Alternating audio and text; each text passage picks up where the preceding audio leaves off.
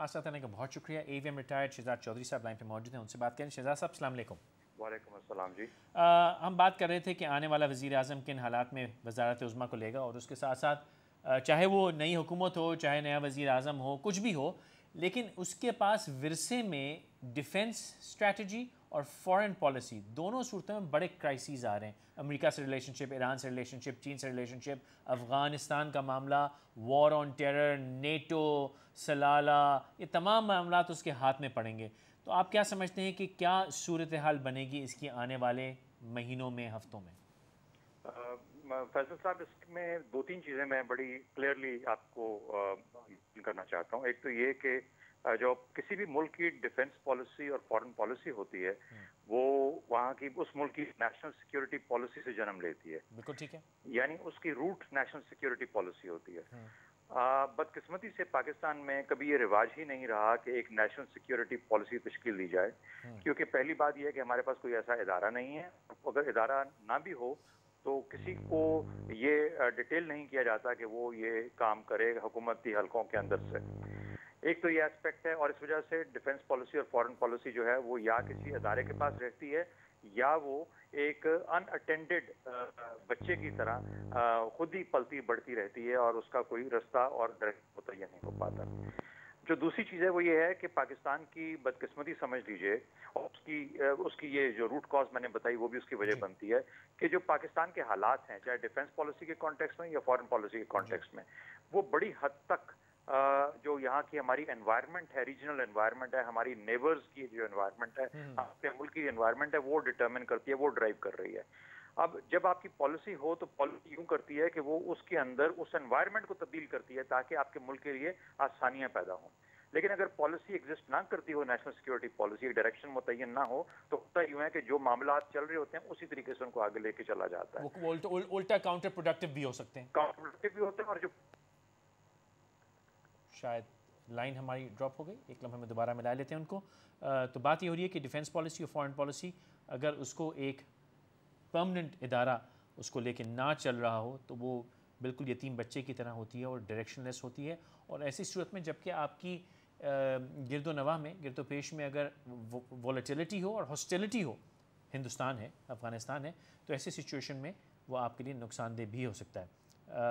चौधरी साहब से एक लम्हे में वही बात करने की कोशिश करते हैं। तो इस सिचुएशन में ये बोझ भी आने वाली हुकूमत पे बहुत भारी किस्म का उनके कंधों पे आएगा, और वो देखने हैं कि सिचुएशन कैसे होते हैं। शायद चौधरी साहब लाइन पे वापस। जी चौधरी साहब फरमा रहे थे, फरमाइए। जी, मैं कह रहा था कि तीसरा जो एलिमेंट है वो इंटेलेक्चुअल कैपिटल का होता है। यानी वो किसी भी सियासी हुकूमत के अंदर एक उसका थिंक टैंक किसी न किसी शक्ल में मौजूद होगा, या उसके इलेक्टेड नुमाइंदों के अंदर से या उसके सपोर्ट रोल के अंदर।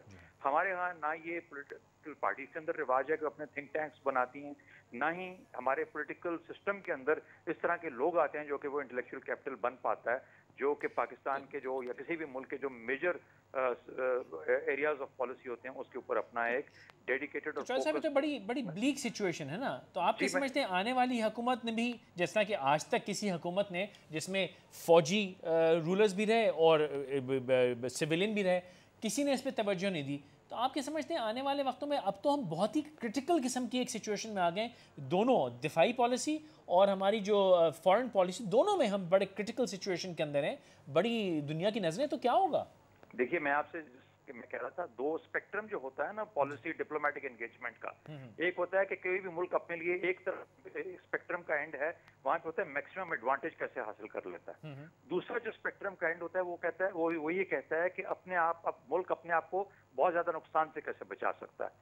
बीच में डिप्लोमेटिक स्पेस होती है। जी अच्छा, वो हमने ये सारी की सारी स्पेस लूज कर दी अपनी नाअहली की वजह से, और हम उस किनारे पे पहुंच चुके हैं जहां पर कि अपने आप को मिनिमम डैमेज को रखा जाए और मैक्सिमम डैमेज होने से बचाया जाए, ना कि मैक्सिमम एडवांटेज हासिल किया जाए। ये पाकिस्तान का आज का डायलामा है। अब इसको आगे चल के हम कैसे रिजॉल्व करेंगे? अच्छा, एक लम्हा, इससे पहले कि हम आगे जाए, मैं एक बात आपसे पूछ चाहूँगा, ब्लेम किसको करेंगे? अगर मैं पिछले 4.5 साल पे नज़र डालूं, क्योंकि आखिरी दौर हुकूमत गुजरा है, आप सिविलियन गवर्नमेंट को ब्लेम करेंगे या विद रिस्पेक्ट आर्म्ड फोर्सेस का रोल भी आप समझते हैं वीक रहा है इस मामले में? میں آپ سے بڑا کلیئرلی بتا دیتا ہوں، آپ سے عرض کرتا ہوں. دیکھیے یہ میرے خیال میں پچھلے 4 سال میں ہوا یوں ہے کہ اگر ہم پہلے سمجھتے تھے کہ فوج اس کو ہینڈل کر رہی ہے ان معاملات کو، تو فوج نے کم از کم پچھلے سال سوا سال سے اس سے اپنا ہاتھ اٹھا لیا ہے. اچھا، اور اگر حکومت نے اس کو دے دیا ہوا تھا فوج کو ہینڈل کرنے کے لیے، تو حکومت نے تو پہلے دن سے ہی اس کو ہینڈل کیا ہی نہیں ہے، اور آج بھی ہینڈل نہیں کیا. اس وجہ سے انفارچونیٹلی آج کے معاملے کے اندر دونوں سائڈ سے کوئی آپ کو ایک لیڈرشپ نظر نہیں آتی جو کہ ان معاملات کو آگے لے کے چلے. اسی وجہ سے ڈے ٹو ڈے بیسس کے اوپر جو مسئلہ آتا ہے اس کو حل کرنے کے لیے یا اس کے پیچھے دوڑ پڑتے ہیں. لیکن لیڈرشپ کے ساتھ ساتھ اونرشپ بھی غائب ہے. جی ایبسولوٹلی، اونرشپ بھی غائب ہے اور لیڈرشپ، دونوں چیزیں غائب ہیں، اور یہی آج کا مسئلہ پاکستان کا یہ بنتا ہے. تو اگر دونوں جو ایریاز ہیں، سویلین بھی اور فوج بھی، اگر دونوں کی طرف سے اونرشپ لیڈرشپ نہیں آ رہی، تو پھر آپ بتائیے کہ آنے والے دنوں میں ہم سچویشن کو سنبھالیں گے کیسے؟ دیکھیے سب سے بڑی بات یہ ہے کہ اگر ہماری آج کی بیماری کے سمٹم نظر آتے ہیں آپ کو، تو اس بیماری کے تو اس کی وجوہات آپ کو بڑی کلیئرلی نظر آ جاتی ہیں کہ اونرشپ بھی نہیں ہے اور لیڈرشپ بھی نہیں ہے. اگر اس کو مسئلے کو حل کرنا ہے، نکلنا ہے، تو ظاہر ہے کہ کوئی نہ کوئی اس کی اونرشپ بھی لینی پڑے گی اور لیڈرشپ بھی ہونی چاہیے جو کہ اس کو ہینڈل کر سکے. جیسا میں نے کہا، آج وہ وقت ہے کہ اپنے اوپر جو میکسیمم ڈیمیج ہے اس سے بچا جائے، اور اس کے لیے میرے خیال میں سٹیپ بائی سٹیپ جو بڑی بیسک لیول ہے کسی بھی پالیسی کو ڈیل کرنے کی، وہ کرنا پڑے گا کہ مجھے نقصان کم سے کم کہاں ہوتا ہے، میں اس راستے پہ چلوں اور میکسیمم ایڈوانٹیج کو بھول جاؤں، کیونکہ میری ساری سپیس ختم ہو چکی ہے. تو یہ مسائل ہیں. دیکھیے جو بھی آئے گا، پرائم منسٹر ہو یا کوئی بھی ہو، ان کے پاس اس وقت کوئی ایسی کیومولیٹو انٹلیکٹ نہیں ہے جو کہ ان مسئلوں کو حل کر سکے. بہت ضروری ہے کہ جب تک ہم اپنے آؤٹ سائڈ دی پولیٹیکل سسٹم میں سے لوگوں کو اکٹھا کر کے اور ایسے ڈیڈیکیٹڈ فوکس گروپس بنا کے جو کہ پالیسی فیڈ کریں، وہ نہیں کریں گے، اس وقت تک ہم میرے خیال میں ان گمبھیر معاملات سے نکل نہیں پائیں گے. چاہے وہ فوج کرتی ہے یا سویلین حکومت کرتی ہے یا دونوں مل کے کرتے ہیں، یہ دونوں کو ایک پیج پہ آنا پڑے گا. اور دونوں کو میں آپ سے ابھی یہی پوچھنے والا تھا کہ کیا ان میں انٹلیکٹ ہے، تو آپ نے کہا کہ نہیں، کیومولیٹو انٹلیکٹ نہیں ہے. لیکن انفارچونیٹلی اگر کیومولیٹو انٹلیکٹ اس کو ایگزیکیوٹ کرنے کا نہیں ہے، تو پھر کیومولیٹو انٹلیکٹ یہ سمجھنے کے لیے بھی نہیں ہے کہ بھائی مجھے نہیں آتا، میں باہر کسی کے حوالے کر دوں، تو نہ خود کھیلیں گے نہ کھیلنے دیں گے والی سچویشن میں پھنس گئے.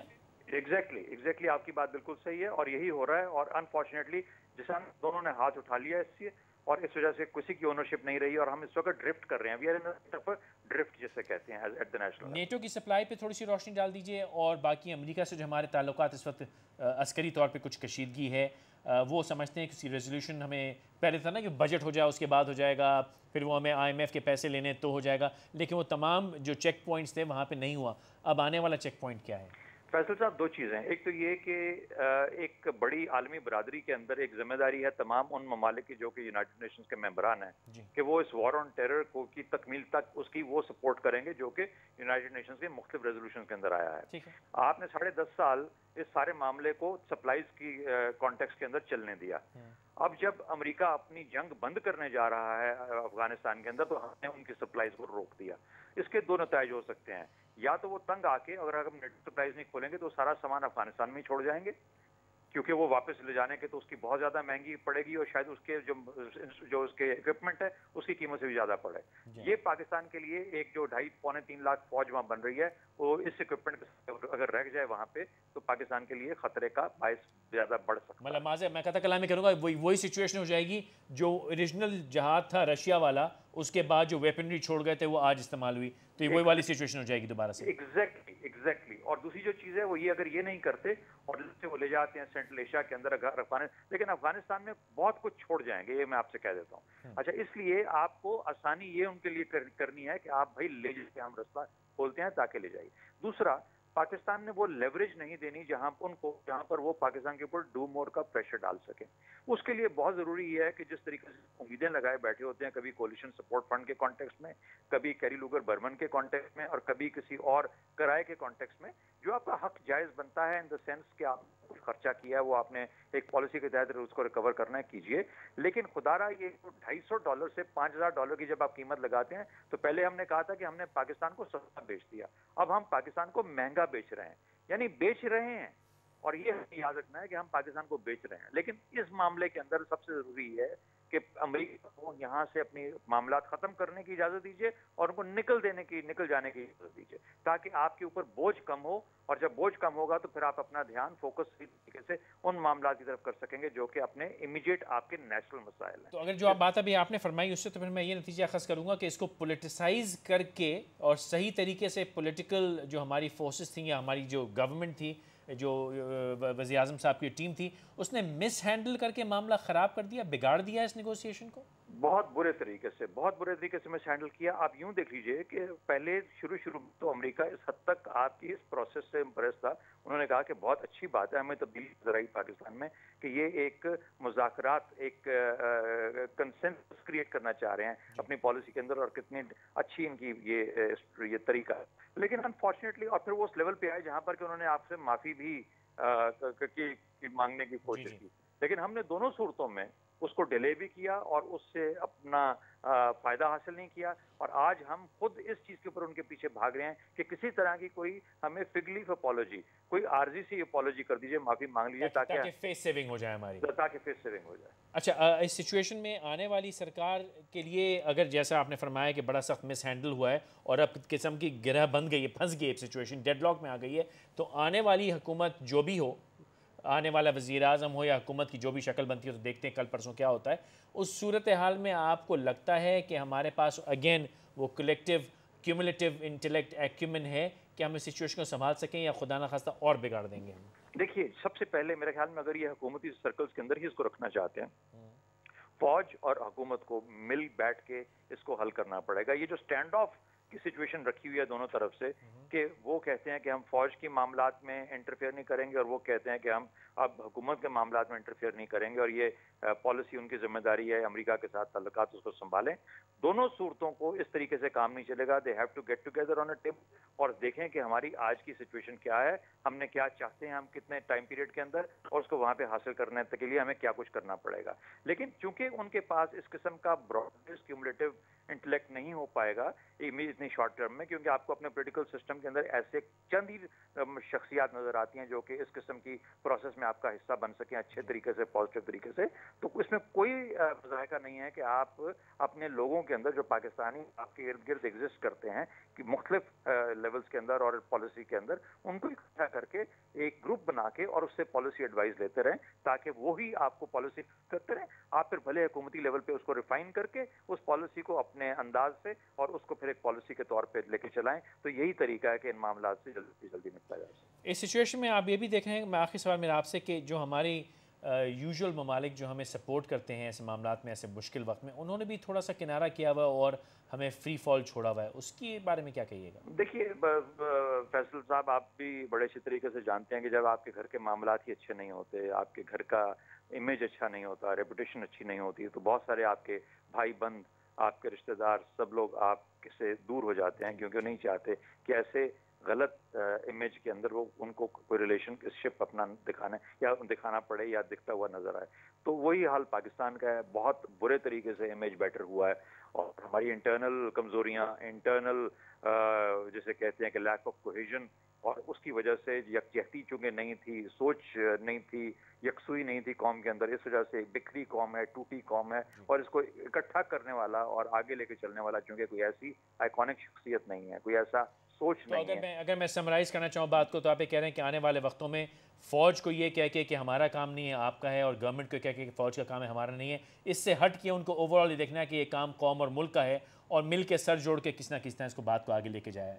جی بہت لازمی ہے, یہی ایک راستہ ہے کہ اس مشکل وقت سے اس وقت. شاہد صاحب بہت بہت شکریہ ہم سے بات کرنے کے لیے. یہ بات ہوئی دفاعی اور فارن پالیسی کے تجزیے کے اوپر کہ آنے والی حکومت کیا کرے گی. پہلے ہم نے بات کی کہ جوڈیشری, اس کے معاملے میں کیا ہوگا, ہم نے کہا کہ دفاعی اور فارن پالیسی کے اندر.